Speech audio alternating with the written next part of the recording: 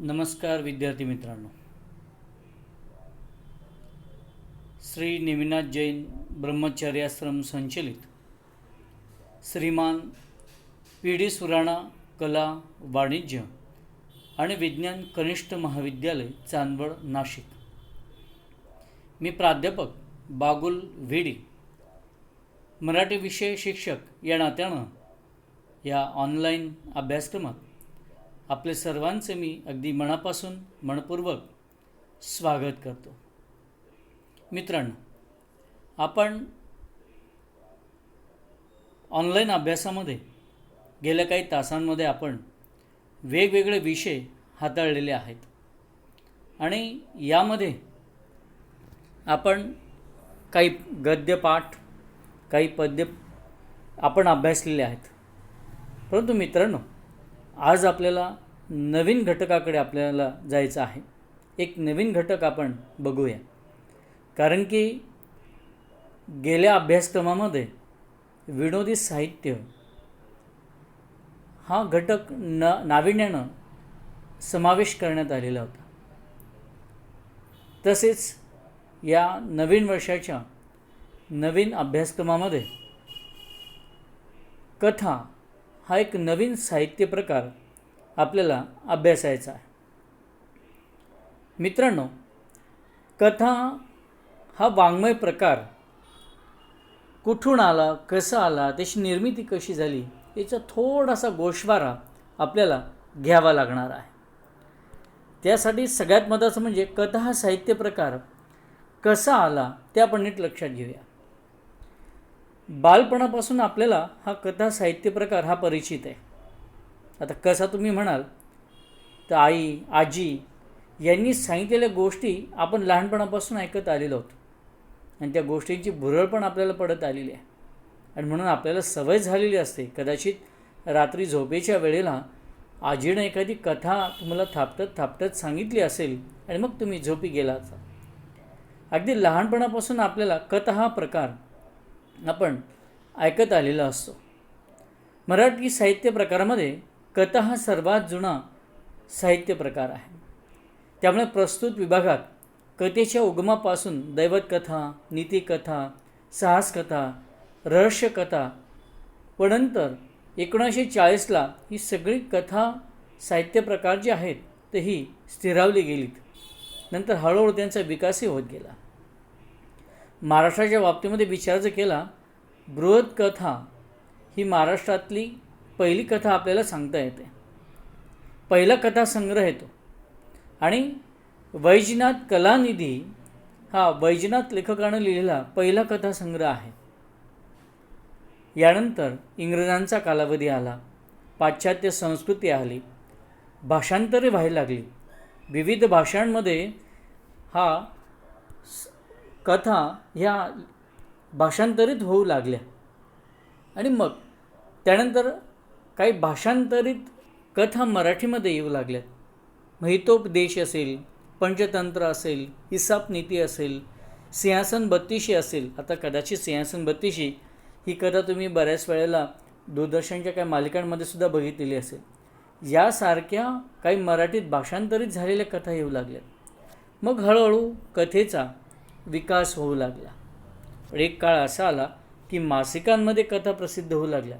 निबंध, चंद्रिका, मनोरंजन, करमणूक अशा मासिकांमध्ये या कथा प्रसिद्ध होऊ लागल्या. 1886 ते 1915 हा कालखंड कथेचा होता आणि कदाचित मासिकांमधूनच या कथा जास्त प्रकाशित होऊ लागल्या. आणि हरिभाऊ आपटे यांनी करमणूक या नियतकालिकातून प्रथम कथा लिहिली. त्यांच्या स्फुट कथा ज्या आहेत त्या प्रसिद्ध होऊ लागल्यात. म्हणूनच हरिभाऊ आपटे यांना अर्वाचीन कथेचे जनक असे म्हणतात. यानंतर मराठी कथेला नवे वळण देण्याचा प्रयत्न सुरुवातीच्या काळात दिवाकर कृष्णाने केला. पण यापेक्षा वेगळा प्रयोग स्वतंत्ररित्या नासी फडके व वि स खांडेकर यांनी केला. अर्थात दोघांच्या विचारसरणीमध्ये फार फरक आहे. नासी फडके जीवनासाठी कला म्हणून साहित्याकडे बघतात, कथेकडे बघतात. तर वि स खांडेकर यामध्ये नासी फडके जे आहेत, नासी फडके कलेसाठी कला या विचारांनी ते प्रवृत्त झालेले होते. पण जीवनासाठी कला ही विसे खांडेकरांची विचारसरणी होती. मुळातच दोघांच्या विचारसरणीमध्ये हा फरक आपल्याला बघायला मिळतो. मेणाचा ठसा ही नासी फडकेंची पहिली कथा आपल्याला सांगता येते. यानंतर वि स खांडेकर, य गो जोशी, वि वी बोकील, विभावरी शिरूरकर, पुआ भावे यांनी मोठ्या प्रमाणात कथालेखन केले. 1940-45 नंतर नवकथेचा काळ उदयाला आला. मग यामध्ये अनेक कथाकार यांनी आपलं योगदान कथेसाठी दिलेलं आहे. मग जी ए कुलकर्णी असो, कमल देसाई असो, विद्याधर पुंडलिक असो, अनेक लोकांनी यामध्ये योगदान दिलेलं आहे. आणि हळूहळू कालानुक्रमाने कथेचा विकासही होऊ लागला. 1860 नंतर कथेच्या क्षितिजावर दिसायला लागली. 1960 नंतर कथेचे स्थूलमानाने घटनाप्रधान कथा, अस्तित्ववादी कथा, ग्रामीण कथा, दलित कथा व स्त्रीवादी कथा असे टप्पे पडू लागलेत. 1980 ते 2000 या द्विशतकात कथेच्या क्षेत्रात तर मोठ्या प्रमाणात भरभराट झाली. यामध्ये रंगनाथ पठारे असतील, राजीव नाईक असतील, वामन पात्रीकर असतील, एस डी इनामदार असतील यांनी महत्त्वाचं लेखन कथा साहित्य प्रकारामध्ये केलेलं आहे. आणि हळूहळू पाहता पाहता कथेचा एक साहित्य वृक्ष तयार झालेला आहे. यातलेच काही मुद्दे, त्यांचं विवेचन आज आपल्याला बघायचं आहे. सुरुवातीला आपण कथेच्या संदर्भात काही माहिती अजून बघूया. आपण नेमकी कथा म्हणजे नेमके काय असते, कथा साहित्य प्रकार काय असतो ते आपण लक्षात घेऊया. मनुष्य जेव्हा आपल्याला आलेला अनुभव किंवा कल्पना दुसऱ्याला सांगू लागतो तेव्हा त्यातूनच कथेचा जन्म होत असतो. अर्थात कोणालाही कथा सांगणं, ऐकणं हे कोणालाही आवडत असतं आणि या संवादातूनच कथेचा जन्म हा होऊन जात असतो. कथा या शब्दाचा शब्दशः अर्थ कहाणी, हकीकत, वर्णन असा असतो. बरोबर आहे. कथा म्हणजे काय? कथ म्हणजे सांगणे. आणि मग आपण एखाद्याला एखादी गोष्ट सांगत असतो, एखादी घडलेला प्रसंग आपण सांगत असतो. त्या घटनेचं, त्या प्रसंगाचं वर्णन करणं, तो प्रसंग एकच असतो. म्हणजेच आपण त्याला कथा असं आपण म्हणू शकतो. पूर्वीच्या काळी जी रसाळ अशी गोष्ट सांगितली जायची त्यालाच कथा असे म्हणतात. बरोबर आहे. पूर्वीच्या काळी जसं आता मी मागाशी पण उल्लेख केला की आजोबा आजी असतील ते आपल्याला कथा सांगायचे, शेजारपाजारचे लोक एखादी कथा आपल्याला सांगत असायची आणि रसाळ अगदी मनुष्य त्यामध्ये रंगून जात असायच्या अशा कथा सांगितल्या जात असायच्या. कथेत घटना प्रसंग असतात, पात्रे असतात. घटना प्रसंग असल्याने स्थळ, काळ, वेळ या बाबी असणारच. या सगळ्यांना व्यवस्थित गुंफण्यासाठी कथानक असते. कथेमध्ये या सर्व बाबी आवश्यक असतात. कथेतील पात्रांचे एकमेकांशी बरे वाईट संबंध असतात. त्यातून ताणतणाव, संघर्ष, गुंतागुंत निर्माण होते, ज्याला आपण भांडण म्हणतो मित्रांनो, ती गोष्ट. पात्रांमधले ताणतणाव असतील, संघर्ष वाढले की उत्कर्ष बिंदू निर्माण होतो. कारण की कथेमध्ये जे वेगवेगळे पात्र असतात त्यांच्यामध्ये भांडणं असेल, मग ते वैचारिक असो अन्य काही असो, हे वाढत गेलं की साहजिकच त्या कथेमध्ये एक रस निर्माण होत जात असतो आणि आपल्याला ती कथा अजून पुढे पुढे ऐकावीशी वाटत असते. हे सर्व घटक कथेचे अंगभूत घटक असतात. तसेच कथेला एक शीर्षके असते. कथेची व्याख्या ही आपल्याला अशी करता येईल: एका विशिष्ट स्थलकालात पात्रांच्या परस्पर संबंधातून घडलेल्या घटनांचे विशिष्ट हेतूने केलेले उत्कंठावर्धक चित्रण म्हणजे कथा होय. म्हणजे काय असं माहिती का, एक विशिष्ट कालावधीमध्ये प्रसंग, मग कदाचित तो कालावधी 1 वर्षभराचा असू शकतो, 1 महिन्याचा असू शकतो, तो घटना जशी घडत गेली असेल तशी, किंवा एका दिवसामध्ये सुद्धा असू शकतो, किंवा 2 तासामध्ये घडलेल्या सुद्धा घटना असू शकते ती. आणि त्याच्यामध्ये जे पात्र आलेले असतात त्यांचे एकमेकांचे जे संबंध असतात आणि त्या पात्रांच्या रूपानं जी घटना गुंफली जात असते त्या घटनेचं वर्णन एक विशिष्ट हेतून केलं जात असतं. आणि विशेष म्हणजे ते उत्कंठा दर्शक असतं, उत्कंठावर्धक असतं. आपल्याला असं वाटत असतं की पुढे कथेमध्ये काय होईल आणि आपण तो शोधण्याचा प्रयत्न करत असतो. मित्रांनो, कथेचे काही घटक पण आहेत. आता यामध्ये जवळजवळ आपल्याला 7 ते 8 घटक आपल्याला बघायला मिळतात. त्यामध्ये कथाबीज, कथानक, पात्रचित्रण, वातावरण निर्मिती, संवाद, संघर्ष, नाट्यमयता, भाषाशैली असे विविध घटक आपल्याला यामध्ये बघायला मिळतात. आता मित्रांनो, आपण एका घटकाची थोडक्यात आपण माहिती बघूया.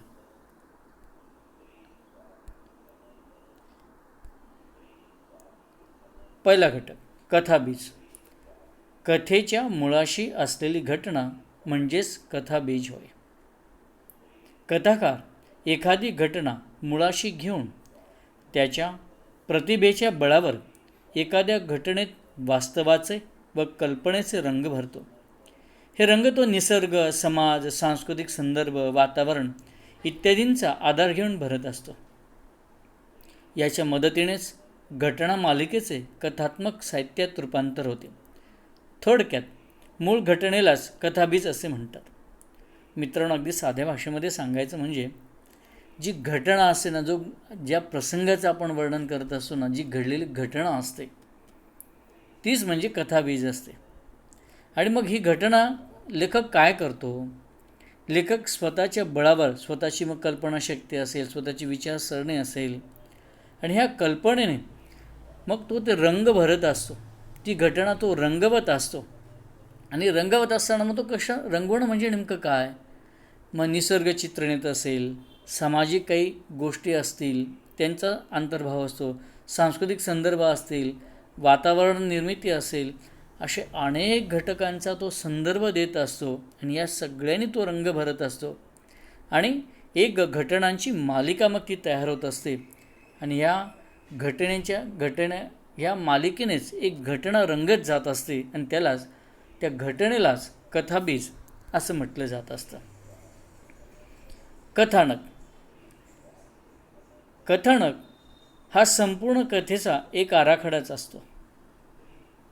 या कथानकात घटना, प्रसंग, पात्रांच्या कृती, स्वभाव, वैशिष्ट्ये, वातावरण इत्यादीचे तपशीलवार हळूवारपणे उलगडत जातात.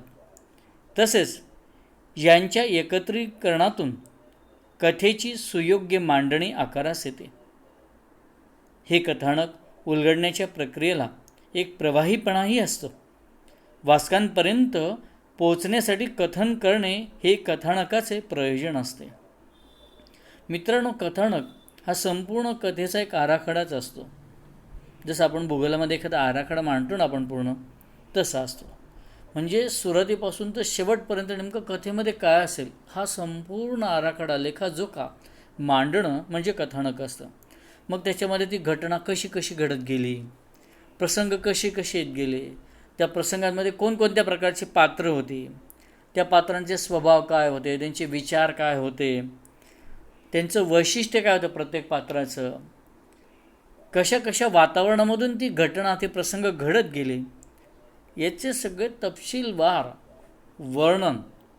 मात्र हे वर्णन हळूवारपणानं उलगडत जाणं, याला आपण कथानक म्हणू शकतो आपण.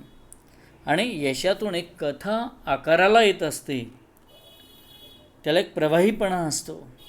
आणि ही जी कथा असते हिचं कथन पण केलं जात असतं. आणि मग कथन करणं हे कथानकाचे प्रयोजन असते. मित्रांनो, तुम्हाला आता लक्षात आलं असेल की नेमकं कथानक म्हणजे काय. कथेचा संपूर्ण आराखडा, लेखाजोखा, मग त्याच्यामध्ये घटना, प्रसंग, पात्र हे सगळे समाविष्ट असतं. या सगळ्या गोष्टींचा समावेश असतो मित्रांनो. तर त्याला आपण कथानक असं म्हणू शकतो आपण. पात्रचित्रण बघूयात. पात्र ही कथाकाराची स्वनिर्मिती असते.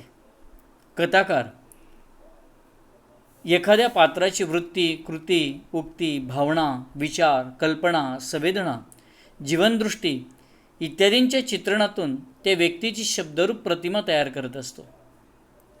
तयार झालेल्या या शब्दरूप प्रतिमेलाच पात्र असे म्हणतात. ही कथेतील पात्रे वास्तवातील माणसांप्रमाणे रेखाटली जातात, त्यामुळे वाचकांची त्या पात्रांशी जवळीक साधली जाते. आता पात्रचित्रण म्हणजे काय? जे व्यक्तिमत्व त्या कथेमध्ये आलेले असतात ना, ती व्यक्तिमत्व म्हणजे पात्र. अर्थात हे व्यक्तिमत्व कुठून आलेले असतात? लेखणी स्वतःच्या कल्पनेनं ती तयार केलेली असतात. त्याला जशी कथा पुढे न्यायची असेल तसे ते पात्र तो निर्माण करत जात असतो. आणि मग ते पात्रांची स्वतःचे विचार असतात, स्वतःचे भावना असतात, त्यांची वृत्ती असते, त्यांची उक्ती असते, त्याची भावना असतात, कल्पना असतात, जीवनाकडे बघण्याचा, आयुष्याकडे बघण्याचा एक दृष्टिकोन असतो. आणि या सगळ्या जे व्यक्तिमत्व असतं ते शब्दरूपी एक माणस पुत्र तो तयार करत असतो, माणस व्यक्तिमत्व तो तयार करत असतो. त्याला पात्र असं म्हटलं जात असतं. म्हणजे व्यक्तीची शब्दरूप प्रतिमा जी तयार होते ना, व्यक्तीची शब्दरूप जी प्रतिमा तयार होते ना, त्याला पात्र असं म्हटलं जातं. ही कथेतील पात्र आपल्या सर्वसामान्य लोकांप्रमाणेच असतात. जसं घरामधली जी लोकं असतात, व्यवहारामधली जी लोकं असतात, दैनंदिन जीवनामधली जी लोकं असतात, विविध कार्यालयांमध्ये काम करणारी जी लोकं जी असतात, हीच माणसं असतात. हीच तिथे पात्र म्हणून असतात. आणि म्हणून साहजिकच काय होतं की ज्यावेळेस ते पात्र तो लेखक रंगवत असतो त्यावेळेला साहजिकच एक नातं त्या पात्राचं आणि वाचकाचं तयार होऊन जात असतं. म्हणून कथेमध्ये पात्रचित्रण हा भाग अतिशय महत्त्वाचा असतो. त्याचप्रमाणे वातावरण निर्मिती. आपल्या अवतीभोवतीच्या परिसरात सामाजिक, सांस्कृतिक, राजकीय, भौगोलिक इत्यादी घटनांनी एक विशिष्ट वातावरण निर्माण होते. ते स्थळ काळाप्रमाणे बदलते. असे वातावरण लेखक कथेत निर्माण करतो. वाचक या वातावरणामुळे कथेशी जवळीक साधू लागतो. शब्दातून व्यक्त झालेली कथा मानवी आयुष्यात घडणारी कथा भासली पाहिजे. वातावरणातून, निर्मितीतून हे कार्य घडत जात असते. म्हणजे कथा ही वातावरणातूनच निर्मिती होत असते. मग मित्रांनो, साध्या शब्दामध्ये सांगायचं की आपल्या आजूबाजूला ज्या घटना घडत असतात, मग ते सामाजिक असो किंवा एक विशिष्ट कालाप्रमाणे घडत जाणाऱ्या घटना असो, काही भौगोलिक घटना असो, सांस्कृतिक घटना असो, राजकीय उलाढाली असो, याच्यातूनच ती कथा घडत जात असते. आणि ह्या सगळ्यांनी ती कथा घडत जाते, म्हणून याला वातावरण असं म्हटलं गेलेलं आहे. साहजिकच या वातावरण निर्मितीचा परिणाम जेव्हा आपण कथा वाचतो ना, त्यास आपल्यावर होत असतो. आणि म्हणून आपण त्या कथानकाशी, त्या वातावरण निर्मितीमुळेच ती कथा आपलीशी वाटायला लागते आणि त्या कथानकाशी आपलं एक नातं तयार होऊन जात असतं. म्हणून वातावरणाचा पट जितका घन असतो, दर्जेदार असतो, तेवढीच कथा जी असते ना ती सकस असते. 5वा घटक नाट्यमयता किंवा संघर्ष आपण ज्याला म्हणत असतो. कथेत चांगल्या वाईटाचा संघर्ष असतो. त्यातूनच नाट्यमयता निर्माण होत असते. या संघर्षातूनच कथा उत्कर्ष बिंदूपर्यंत पोहोचते. कथेत प्रत्येक वेळी संघर्ष किंवा नाट्य हे वाईट घटनांचेच असते असे नाही, तर आनंद आणि सुखात्मक घटनातूनही नाट्यमयता निर्माण होते. कथेच्या शेवटी कथेतील अनुभवांचा, घटनांचा उत्कट बिंदू नाट्यपूर्ण रीतीनं साधता येतो. पण तरी कथानकाच्या ओघात स्वाभाविकपणे झालेला शेवट वाचकाला आकर्षित करतो. आता यामध्ये बघा की कथेत प्रसंग आहेत, मग त्याच्यामध्ये माणसं आहेत, पात्र आहेत. साहजिकच त्यांच्या आयुष्यामध्ये चांगल्या घटना पण घडणाऱ्या असतील, वाईट घटना पण घडणाऱ्या असतील, आणि यातूनच एक नाट्यमयता निर्माण होत असते. आणि ज्यावेळेस घटनेमध्ये, प्रसंगामध्ये पात्र असतात, त्या पात्रांमध्ये कधी कधी संघर्ष होतो. कधी तो वैचारिक संघर्ष असतो, आणि कदाचित दुसऱ्या प्रकारचा संघर्ष असो. त्या संघर्षातून कधीकधी चांगल्या गोष्टी पण घडत असतात, कधीकधी वाईट गोष्टी पण घडत असतात. म्हणजे त्या संघर्षाचा शेवट कधी चांगला होत असतो तर कधी वाईट होत असतो. म्हणून पण तो आनंदित झाला पाहिजे, चांगलाच झाला पाहिजे किंवा वाईटच झाला पाहिजे असं नाही आहे. लेखक आपल्या विचारांनी शेवटाकडे बरोबर नेत असतो. मग कदाचित तो शेवट हा सुखात्मिक असेल, चांगलाही असू शकतो, किंवा शोकात्मिक असेल किंवा वाईटही असू शकतो.